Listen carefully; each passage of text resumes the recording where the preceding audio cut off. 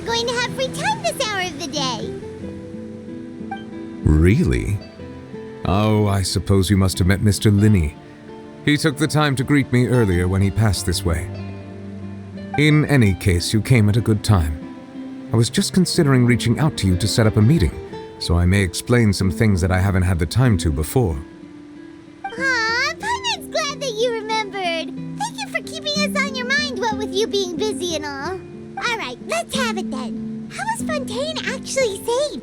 The whole business is still quite the mystery to us.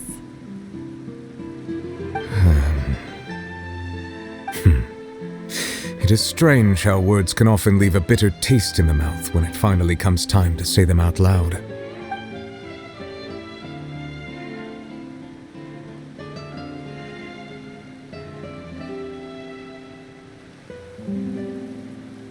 Whoa, so that's what happened? Focalor destroyed the divine throne of the Hydro Archon and restored your power to you, transforming you into a fully-fledged elemental dragon sovereign!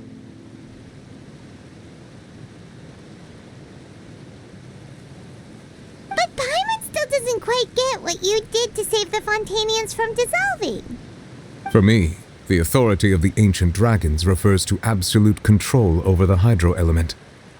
Fontainians were incomplete humans born of Egeria's use of the power of the primordial sea, with constitutions similar to that of mimics. But so long as those primordial energies remain within them, I could use the ancient dragon's authority to grant them true blood, after the fashion in which life was first brought into being on this planet. In other words, when I gave my verdict, Fontainians became true humans, and thus would naturally no longer be dissolved by water from the primordial sea. Focalor must have counted on you to make that decision as well. Your verdict was the key to making the prophecy appear to have come true while saving everyone. Yeah, and in a manner of speaking, Focalor finally managed to fulfill the original Hydro Archon's wish to turn Oceanids into real people too! It seems from your expressions that you still have more things you wish to ask. Ask away. I will tell you the truth as I know it.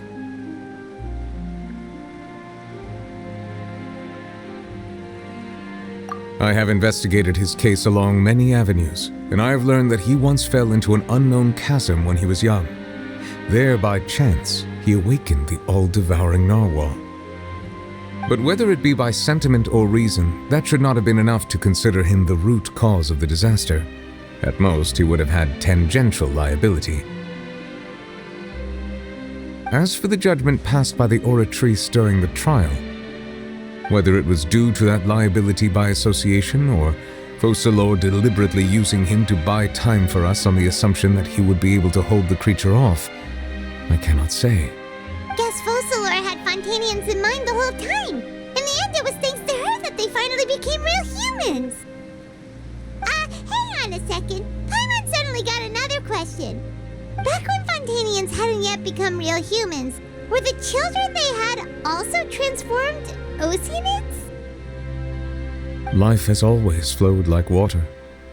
Do you recall how Fontainians would often come to the Fountain of Lucine to pray for children? Yeah! Lynette said the fountain is where all the waters in Fontaine converge. In truth, even those couples did not know that such prayers were no mere custom, but instead a form of ritual. Those Oceanids who were blessed within the spring water would later descend as new humans in the coming months. Paimon sorta gets it now. Either way, seems like this ritual won't be of any further use, but it'll probably live on as a local custom. Ask away. I will tell you the truth as I know it.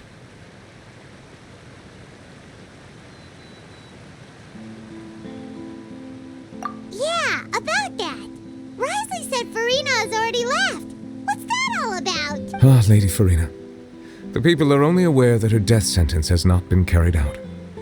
She abdicated the post of Hydro Archon and left affairs related to that title to me. Before leaving, I related Focalor's words to her faithfully and completely. After hearing them, she seemed neither saddened nor comforted. She simply said that she was tired, and needed to rest. Having said that, she then packed her things and moved out of the opera house, not unlike how an ordinary person might. But she's still got a place to stay, right? You need not worry. I will make arrangements to ensure that she will not want for food, clothing, board, or travel. In truth, I am somewhat happy for her. The wear and tear on her spirit will, of course, take time to heal. But now that she no longer has to play the role of Focalor the Hydro Archon, she can finally lay down her burdens and lead a normal life. What about you then? What are your plans now that you've regained your full powers as the Hydro Dragon? After Focalor passed on, the Oratrice also ceased to function. This matter will directly affect our trials. After much careful consideration, I've decided to take over its role in our courts. From now on, I shall hear cases and pass verdicts by myself. Looks like you're still considering stuff from the perspective of the Udex, huh? As an elemental dragon, there are indeed many things that I must do. But this power and this duty, in a manner of speaking, you could say that both were granted to me. As such, before I attend to my other responsibilities, I must first and foremost continue to serve Fontaine as its highest judge. The duty of the Hydro Sovereign and the duty of the Udex shall coexist within my person. Additionally, the Hydro Archon's departure has brought about another problem, which is that the Opera House shall no longer produce indemnitium. That's true. That power was derived from the people's faith in the Hydro Archon, wasn't it? Wait, but the various mechs and machines in the city are all still okay. Where are they getting their energy from? As I am now, I have full command over New Musia, and it can serve as a complete substitute. Another reason why I cannot quite leave Fontaine immediately. Wow.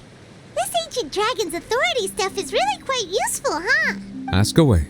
I will tell you the truth as I know it. Oh, that's right! They say you've given it to the knave as a diplomatic gift or something! Leaving aside their intentionality, the two Fatui Harbingers have indeed done much for us during this crisis. Their sole remaining goal in Fontaine, at least at this point, would seem to be the Gnosis. The Oratrice has ceased to function. The Hydro Archon's divine throne is now no more, and I do not need the Gnosis's power. As such, it has lost all meaning for Fontaine. If the Fatui have impure designs, then we might as well accede to their request now and avoid unnecessary conflict. What complicated considerations! Paimon thought you were just giving it to them out of gratitude to the knave and as an apology to Child. Ask away. I will tell you the truth as I know it. You will soon be heading to Natlan, I presume. I'm afraid that I have little talent as a travel guide, so all I can do is tell you what I know about that land. As far as I'm aware, Natlan can be said to be a nation of dragons. A nation of dragons? You mean like you? No, I suspect that I would not find myself welcome there. Unlike ancient dragons such as myself, the dragons of Natlan have undergone long years of development and evolution. Large numbers of them have entered a form of coexistence with humanity. Natlan is also the nation of war. War ravages those lands like an undying flame. There is one other piece of information I got incidentally from my negotiations with the knave that I believe may be useful to you. The harbinger known as the Captain has thrown his hat into the endless ring of war. The Captain. Sounds like a real tough customer. Seriously, everywhere you look, there's a Fatui Harbinger doing their thing. I suggest that you fully prepare yourself before going to Natlan. In the meantime, Fontaine's doors will always be open to you. Ask away. I will tell you the truth as I know it. Hang on a sec. Paimon's still got a question about the Gnosis. When we spoke to Linny earlier, he mentioned that your attitude towards giving away the Gnosis had clearly changed.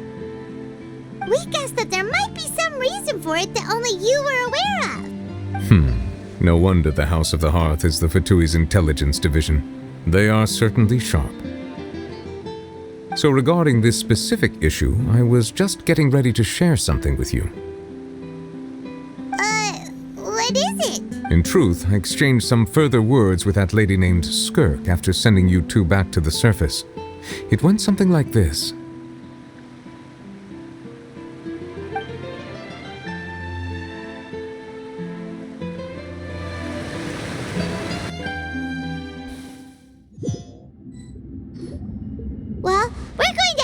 outside to see what's going on. You hurry over soon as well, all right, Nervalet?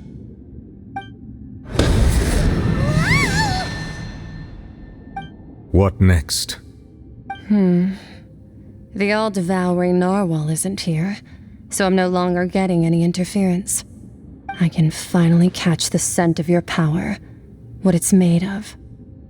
It is the authority of the planet's primordial dragons, but with something very similar to a god's curse mixed in. It's quite a novel blend. I'm sure I've encountered something like this before. I do not know what you speak of. Of course. How could I forget? You should have the remains of the third descender on your person, yes? Remains? I've never heard of any such thing. According to your parlance, I believe it may be called a gnosis. Well, that much is true. After Focalor's divinity faded, she handed her gnosis to me. But I fear I have never heard of it described in the manner that you just did. I've been training with my master, the Fowl, ever since I was young, and I have never returned to the surface since. So most of the information I possess, I got. It is only natural for those who are greater than humanity to possess a different sort of common sense, which is why there are so many problems in our attempts to communicate with humans. Regardless, you should probably get rid of objects of misfortune to prevent any disasters from befalling you. To live in itself is a blessing, but once a person dies, the bonds he once had with this world shall all turn to curses. What do you mean by that? No need to fret. These are just my personal thoughts, and my reason for no longer wishing to return to the surface. This third descender you refer to, who are they? And when did they die? Master never mentioned them to me. Perhaps it just wasn't that important for me to know. If you're interested, though, I could ask him. I'll be sure to pass the answer on to you next time. Next time? You believe we will meet again? I do. Wait. I have a disciple of my own, don't I? He can be the messenger then.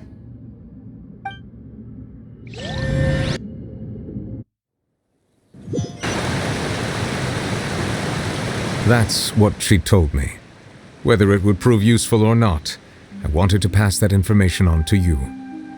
The remains of the third descender? So that's what the Gnosis actually are. Paimon just thought they looked like chess pieces. How could they be a person's remains? All the same, assuming that there was no misunderstanding or special metaphor at play, that is what she meant to say. And she said that it would bring misfortune and that you should check it, which is why you gave it to the Fatui. If she speaks the truth, then I would simply be putting Fontaine at unnecessary risk by keeping it here.